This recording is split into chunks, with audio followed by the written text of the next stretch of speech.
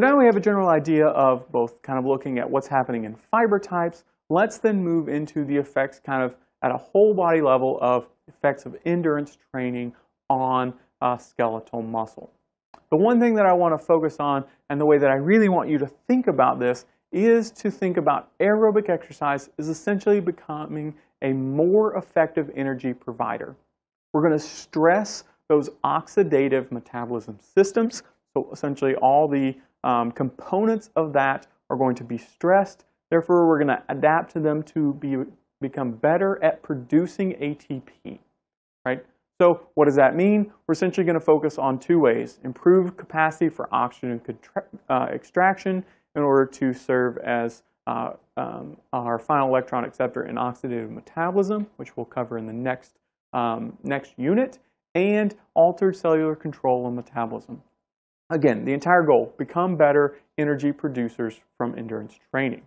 So let's take a look. One, you'll notice I have an asterisk here. I highly recommend you just go through and you memorize all four of these. These are essentially the 4 important points. We'll break them down individually in next slides, but let's walk through all 4. Again, important parts of endurance training. First, as we've already kind of indicated, is that there is a fiber type transition. And that transition, we're ultimately, again, meaning type 2X fibers are, low or fast fatigable fibers, or our glycolytic fibers become more oxidative, making them better energy providers, transition to those type 2A middle of the road fibers. Potential transition 1 to 2A, but not likely. Again, we're not really stressing those systems to kind of need to generate more force and power, right? The next thing that we'll do is we increase the number of mitochondria. This is an incredibly important part of this because mitochondria are, of course, our oxidative metabolism producing organelles, right? This is where the entire process takes place. So, of course, it makes sense to increase the number of mitochondria. Also, one of the new things that's come out in the literature here in the last 5 years or so, actually, a pretty new concept is not only do we make more mitochondria, but we also increase turnover and get rid of the old mitochondria in itself, right? So what that means is we have newer, better functioning mitochondria, because mitochondria suffer just as we as humans suffer, that as we age, we get poorer and poorer at performance, right? So if we can get rid of the old mitochondria, the stuff that we have left there is, of course, newer and better functioning, right? So we make more, get rid of the old, have a lot more new mitochondria, and therefore what in general I like to say is we increase both quantity and quality of the existing mitochondria in skeletal muscle. Indeed, in order to be better energy producers by providing more places for oxidative metabolism to happen and ATP to be generated. The next is, of course, blood supply. This is the idea that we get increased number of capillaries or blood vessels surrounding the muscles so that we can deliver more oxygen there for oxidative metabolism. And then the last part is metabolism itself. We'll focus more on this in the future, but just know that one of the things that we do know is that we get a lot more ATP from using fat than we do carbs. For example, carbs give us about 32 ATP per 1 mole of glucose, whereas fatty acids give us upwards of 100 to even up to 200 ATP per mole of fatty acid. You don't need to know those specific numbers now. You will in the next unit, but just giving you an idea here to give you an example that glucose, a good substrate for ATP production, fat gives us a lot more ATP. So, of course, we're going to use more fats in order to generate more ATP when we're exercise trained than not. All right, so let's look at these again a little more specifically. Again, as we talked about, that fast to slow shift, right? We reduce fast or type 2X myosin into slow myosin. This means we can perform more work with less ATP. The idea is we have increased mechanical efficiency, which will ultimately improve performance, right? Of course, as you would know, the extent of change is determined by the duration and intensity of training. So I don't have intensity here, but we can add those words. And that idea goes back to our stress example that I kind of highlighted earlier, right? The more we stress it, the harder, higher intensity or longer the duration that we then work, right? The more adaptation we're going to have in response to that stress, right? And as I mentioned, extremely high aerobic capacity in elite athletes, they get the best of both worlds. There's a high genetic component for these people in order to be able to have these high oxidative capacities, and then they add the training adaptations that everyone gets on top of it, and that's how they become elite. Right? If we look at the number of capillaries, again, this is kind of demonstrated here in the picture. So we have our pre and our post-training being closest to me. Right? The idea is that you can see pre-training, all the kind of black and white kind of square-ish figures are muscle fibers, and the capillaries are demonstrated by red dots. So you can see a handful of red dots kind of scattered throughout the muscle surrounding the muscle fibers. These are bringing blood and, of course, oxygen and substrates into the muscle. Right? So after we train, we can see, closest to me, in this post-training, the large number of capillaries that are now surrounding it. So we get an increase in capillary density. Simply put, a lot more capillaries there to deliver more oxygen, deliver more glucose and fats to the muscle in order for them to use energy.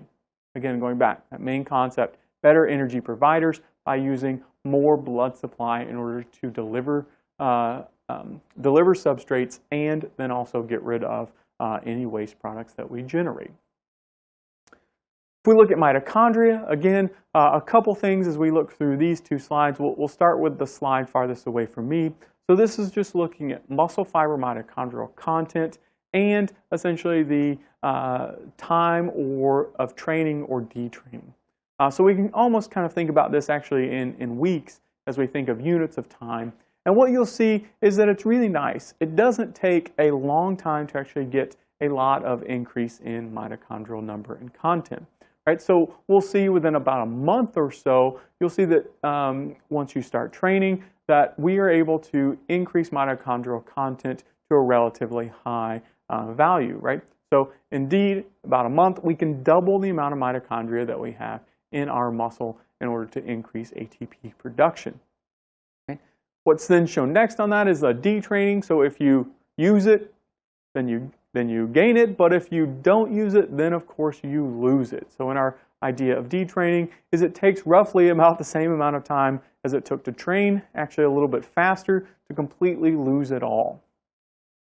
The good news is though, as you can see maybe in the retraining example, that maybe you get injured and have to take a week off or something, you may actually lose some, but you can gain it back relatively quickly. So the idea that training, we can double it in about a month or so. Detraining, you'll lose it just as fast, if not slightly faster, but of course we do have the ability to then retrain as well. The other point that I'll highlight is, again, the idea of a stressor, and that's looking at exercise intensity and the effect on mitochondrial content in the fibers. Right? So at the bottom, you'll see low oxidative fibers. This is what, of course, you can also label them as fast twitch muscle fibers or type 2B or X fibers, and high oxidative capacity fibers or type 1 fibers are on the higher part of the curve. So you'll see that in the bottom in the X-axis, we go from inactive to intense training. So you can think about doing nothing to kind of walking, jogging, running, and high intensity sprinting and workout training.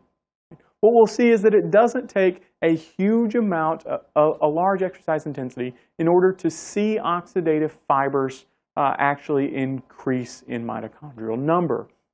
Right? So those are actually responsive pretty early on. The idea is that when you train at lower intensities, the main fibers that you're utilizing are, of course, your type 1 fibers, and so they're stressed and they respond. Our type 2 fibers, on the other hand, they only get used when we absolutely need them. They're our last fibers that we're going to bring in order to have them adapt. Right? So in order to use them, we got to start working out pretty hard. Right? They just don't respond. So for example, so as we walk through this, they have to be working pretty high, really intense, in order to see any metabolic changes. Right? So you can see that here. So intensity much higher in order to get those to adapt. Once they do, of course, they then become high oxidative. And there's a reason that most endurance athletes are also doing high intensity interval sprint type training. Even though they're a marathoner or a really long distance runner, they're still doing workouts where they're training at really, really high intensities, not just going on 10, 15, 20-mile runs every day. They'll sparse in days in there where they're sprinting as well in order to get these adaptations in both the slow twitch and fast twitch muscle fibers. If we again look at exercise intensities, kind of the same idea here is that we can kind of look at kind of working our way up. So A is essentially low intensity, maybe walking, all the way up. So A, B, C, D, and E at the very top. I mean, this is all out sprinting, and you can't last very long. So you can see how long can people work. Again, in A, they can go an hour and a half or so, no problem. High intensity, you can see the E person, they're working maybe 10 or 15 minutes in a workout. If we look at mitochondrial content in these muscle fibers, again, we can see that the lower you work out, if you're just working at an exercise intensity, this is whole muscle, again, we can see that, again, just a workout is going to put a stress on fibers and increase mitochondrial content. As we can infer from the previous slide, this is probably adaptations more in type 1 fibers than type 2 fibers. Right? C, of course, as we move up, you work out a little bit harder, you're able to then generate increase in mitochondrial content. The same with D as we start to get into pretty intense training that you could really only do for about 30 minutes. And then we get into the last category of E, which is what's known as high intensity interval training. Right? This is a brand new, or not brand new, this is a revolutionary new technique that is being described by a lot of people. So it's the new thing in exercise physiology is to do this exercise interval training. And what they're saying is you can work out for a much shorter period of time. So instead of going running for an hour and a half, you can instead work out for 15 minutes really hard and get the same or indeed maybe better adaptations in mitochondrial number than you did running. And so this has become, a really big deal. So it's being published. I just saw there's a new book out called the 1 minute workout, which is using this. So you spend like 15 or 20-second intervals and you only train for a total of 1 minute in order to do these. And so it's become revolutionary. However, this slide is decades old. This isn't a new concept. It's just been rebranded to become the hot new thing in exercise physiology.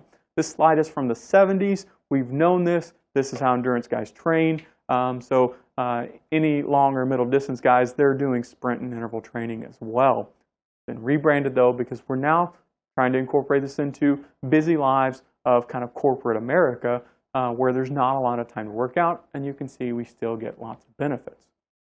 I think there's still a lot of questions though about high intensity exercise training. We know it works.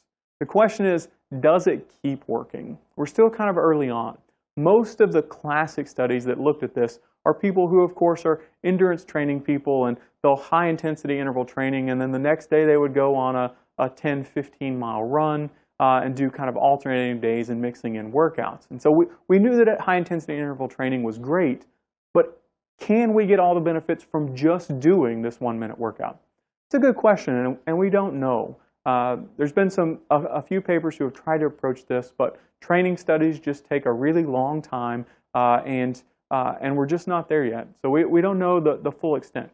I think the ideas sound. My guess is, though, once you kind of get out to about a month or so after high intensity interval training, you're probably going to need to start working in some long endurance type training as well, but that's for us to find out in the near future as researchers continue to look at this problem. So that'll end it up for endurance training. Again, the idea, lots better at becoming better at producing ATP, becoming more oxidative by better quality and quantity of mitochondria, getting more blood flow there, fiber type transitions, and then last but not least, switching to fat metabolism, which will become more in focus in the next unit of metabolism. Next, we'll jump into resistance training, so go ahead and view that video next.